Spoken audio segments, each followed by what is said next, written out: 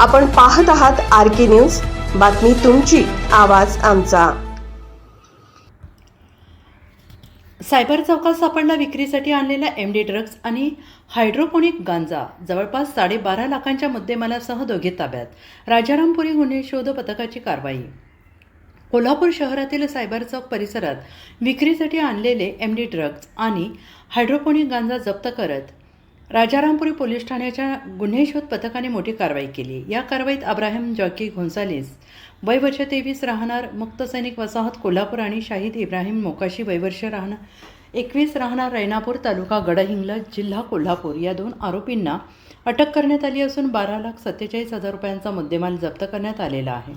Police उपनिरीक्षक सचिन चंदन यांना मिळालेल्या गुप्त माहितीनुसार सायबर चौक परिसरात छापा टाकण्यात आलेला आहे। यावेळी आरोपी अब्राहम जॉकी गोन्सालेस याची झडती घेतली असता त्याच्याकडून 31.310 ग्रॅम हायड्रोपोनिक गांजा किंमत 3,13,100 रुपये तसेच 33.540 ग्रॅम एमडी ड्रग्ज किंमत 3,35,400 रुपये असा मुद्देमाल जप्त करण्यात आला। यानंतर आरोपी शाहिद इब्राहिम मोकाशी वय वर्ष 21 राहणार ऐनापूर तालुका गडहिंग्लज याला ताब्यात घेऊन त्याची झडती घेतली असता त्याच्याकडून 35.330 ग्रॅम एमडी ड्रग्ज किंमत 3,53,300 रुपये तसेच मोबाईल, हँडसेट आणि इतर साहित्य असा 2,45,200 रुपयांचा मुद्देमाल मिळून आला। या कारवाईत एकूण 68.87 ग्रॅम एमडी ड्रग्ज आणि 31.310 ग्रॅम हायड्रोपोनिक गांजा असा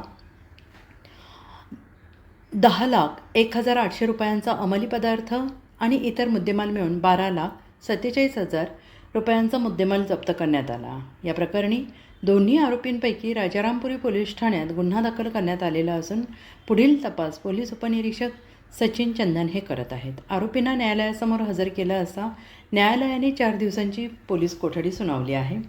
ही कारवाई पोलीस निरीक्षक सतीश होडगर यांच्या मार्गदर्शनाखाली police head constable Amol Patil, police constable Sandeep Sawant, Satyajit Sawant, Vishal Shirgaonkar, Sachin Patil, Shahu Talekar, Sushant Talap यांच्या पथकाने केली आहे।